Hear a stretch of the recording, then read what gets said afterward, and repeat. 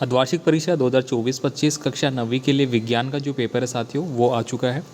आप देख सकते हैं जो पेपर की प्रति फोल्डर में लगाई जाती है स्कूलों में, वो पेपर की प्रति मैं यहाँ पे लेके आया हूँ जो सिलेक्टेड है, आप देख सकते हैं यहाँ पे। और इसकी PDF फाइल है साथियों, वो भी आपको ऐप पे मिल जाएगी। ऐप का लिंक डिस्क्रिप्शन बॉक्स में दिया गया है। साथ ही साथ आपके पास कोई भी पेपर है तो आप हमें व्हाट्सअप कर सकते हैं, ताकि आने वाले एग्ज़ामों के लिए अन्य विद्यार्थियों की हेल्प हो सके। तो ये आप देख सकते हैं फाइल प्रति का जो पेपर है वो ये मैं यहाँ पे लेके आ चुका हूँ। और फटाफट आप इन सभी प्रश्नों के आंसर है वो लिख लेना भाई। देखिए पहला प्रश्न की हम यहाँ पे बात करेंगे, ज़्यादा देर नहीं लूँगा और फटाफट आपको बता देता हूँ ताकि आप इन प्रश्नों को तैयार कर ले कल के लिए। पहला प्रश्न था यहाँ पे, सरल रेखीय गति का उदाहरण आपसे पूछा गया है कि सरल रेखीय गति का उदाहरण कौन सा है। तो यहाँ पे ऑप्शन नंबर ए हो जाएगा यहाँ पे, सीधी रेखा में चलना। अब सीधी रेखा में दोस्तों जैसे कि रेल की पटड़ी है, ठीक है, रेल जो है वो सीधी रेखा में चलती है, तो ये इसका एग्जाम्पल हो सकता है। नेक्स्ट देखिए, किसी ठोस से सीधे गैस अवस्था प्राप्त करने वाले पदार्थ का गुण क्या कहलाता है। यानी कि कोई ठोस पदार्थ है हमारा और उससे डायरेक्ट हमने गैस अवस्था प्राप्त कर रहे हैं, तो उसको बोला जाता है ऊर्ध्वपातन। तो ऑप्शन नंबर ए जो है वो हम सही आंसर कर लेंगे यहाँ पे, ठीक है। इसके अलावा एक पेपर मैंने ऑलरेडी है वो अपलोड कर दिया है। लगभग पेपर आपका पूरे राजस्थान में सेम ही आ रहा है और ये पेपर भी पूरा सेम ही था, वो आप उठा के देख सकते हैं। कुछ 1% ऊपर नीचे किया गया है बस, ठीक है। तो कौन सा पेपर यहाँ पे सेलेक्ट होकर लास्ट में आपको मिलता है, बस ये फ़र्क रहेगा। बाकी पेपर है वो ओरिजिनल पेपर आपको दिया जा रहा है।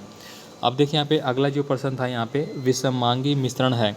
तो साथियों विषमांगी मिश्रण जो है वो नमक का विलयन होता है या फिर आप चीनी का विलयन जो होता है वो भी इसमें शामिल किया जाता है। तो ऑप्शन नंबर बी है वो आप यहाँ पे लिखेंगे। अगला देखिए यहाँ पे लोहे का जो प्रतीक है वो पूछा गया है।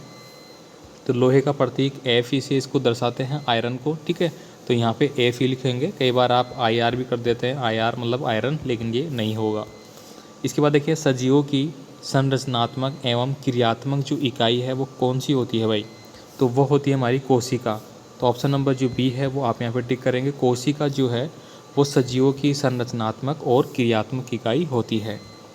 इसके बाद देखिए वेग में परिवर्तन की दर पूछा गया है, तो ये यहाँ पे आप कर ही लेंगे, त्वरण हो जाएगा, ठीक है। और इसका सूत्र है वो भी आप यहाँ पे कमेंट करके बताएंगे इसका सूत्र क्या है। इसका सूत्र भी आने वाला है भाई।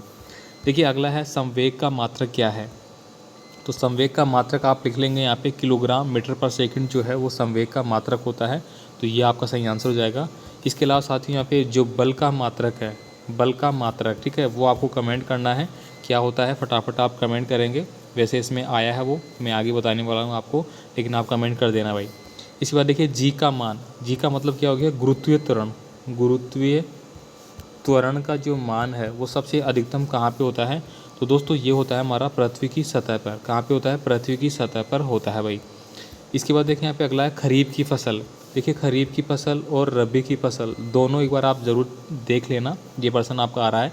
तो खरीफ की फसल में बात करूँ तो अरहर, मक्का, सोयाबीन, ठीक है, दाल, ये सब चीज़ें किस में आती है भाई, खरीफ की फसल में आती है। तो ऑप्शन नंबर डी आपका सही आंसर हो जाता है इसका, क्या, डी। अगर यहाँ पे आपसे पूछा जाता रबी की फसल तो आप क्या करते, गेहूँ, चना, जौ, ठीक है, इस प्रकार की चीज़ें आप उसमें लिखते भाई, ठीक है। तो चलिए आगे चलते हैं। अगला प्रश्न जो है वो आपके रिक्त स्थान वाले प्रश्न है, वो आप यहाँ पे देख लेना भाई फटाफट। पदार्थ के कण बहुत क्या होते हैं, छोटे छोटे होते हैं। तो आपको यहाँ पे क्या लिखना है, छोटे छोटे लिखना है भाई, ठीक है। नेक्स्ट देखिए यहाँ पे गति का समीकरण आपको दिया गया है, S बराबर यू टी प्लस क्या होता है यहाँ पे, S बराबर U T plus we T, जो भी होता है आप यहाँ पे लिखेंगे।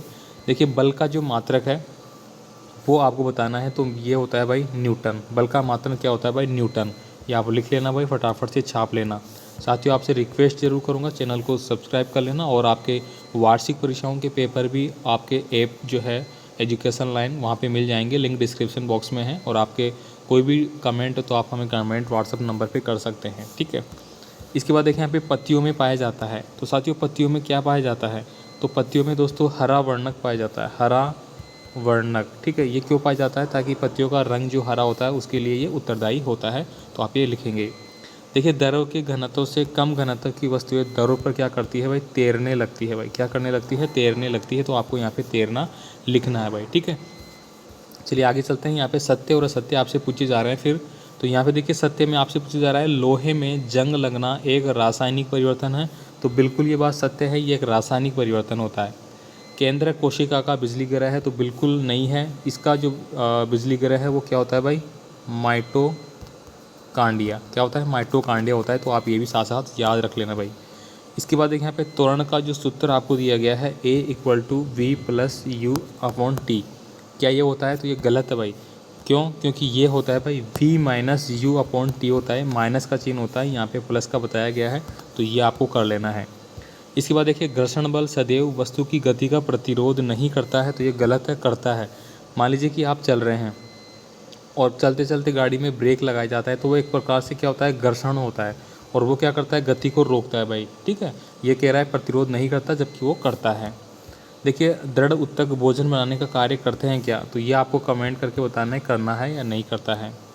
आगे देखिए निर्वात में स्वतंत्रता पूर्वक गिरते हुए पिंडों का बल समान होता है, तो बिल्कुल जो अंतरिक्ष होता है, ठीक है, अंतरिक्ष जो है हमारा है, अंतरिक्ष में क्या होता है, निर्वात होती है, किसी प्रकार का कोई माध्यम नहीं होता है, तभी वस्तुएं एक स्थान से दूसरे स्थान पे ऐसे चलती रहती है, और उनका जो वजन है या उनका जो बल है वो बिल्कुल समान रहता है भाई। ठीक है, अब अति लघुतात्मक प्रश्न आते हैं आपके।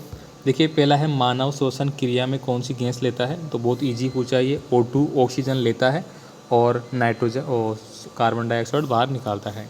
देखिए विलियन किसे कहते हैं, तो विलियन का आप लिख लेना, यानी कि एक मोल में जो परमाणु की संख्या होती है उसको विलियन अवगाद्रो संख्या के रूप में आपने पढ़ा होगा, बाकी विलियन के हिसाब से आप इसको बताएंगे।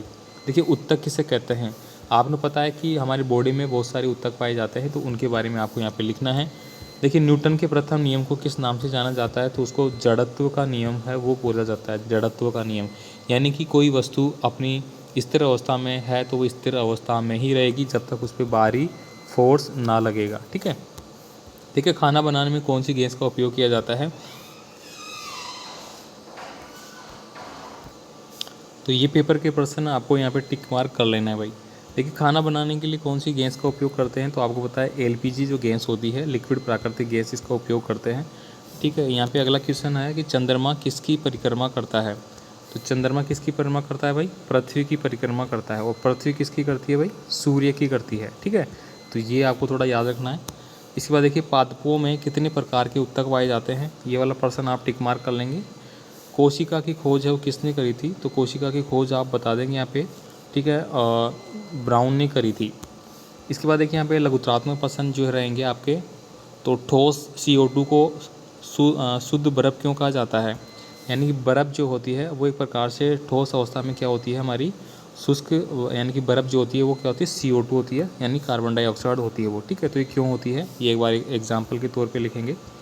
देखिए मिश्र धातु किसे कहते हैं, मिश्र धातु का एग्जाम्पल के लिए आप पीतल जो धातु है, ठीक है, वो बता सकते हैं। पीतल में देखिए तांबा और जिंक दो धातुएं मिलकर बनी होती है बस, यानी कि एक से ज़्यादा अगर धातुएं आपस में मिश्रण करके बनी होती है तो उसको अपन मिश्र धातु कहते हैं।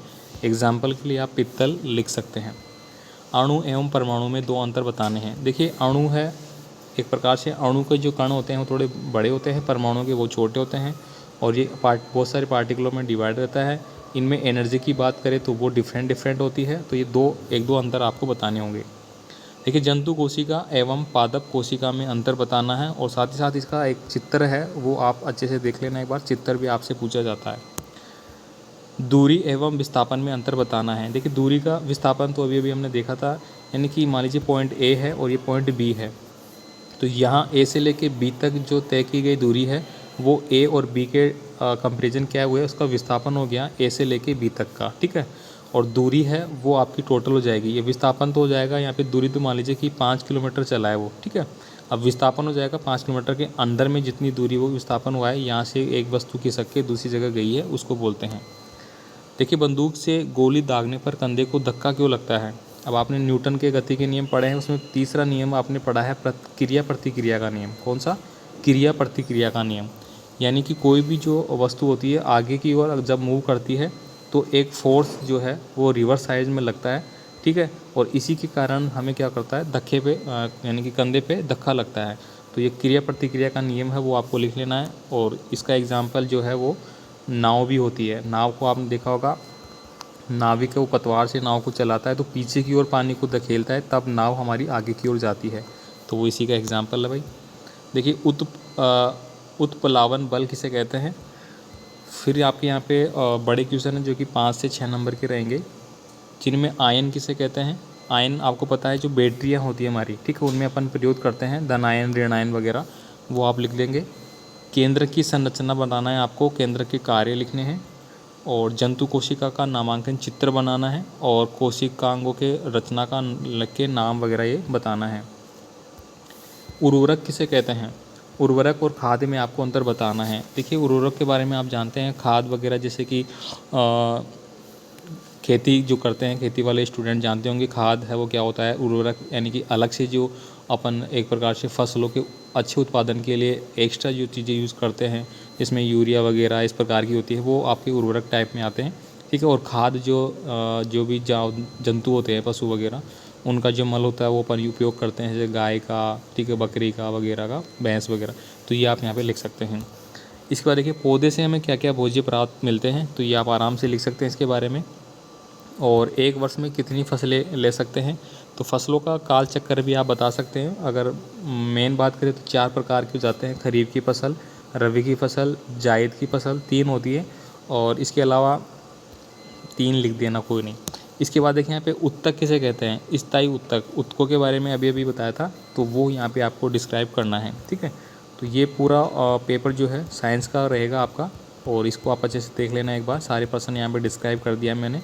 PDF फाइल है साथियों, आपको ऐप पे मिल जाएगी, ठीक है, तो ऐप आप डाउनलोड कर लेना, वहाँ पे आपको और भी पेपर है वो मिल जाएंगे, ठीक है।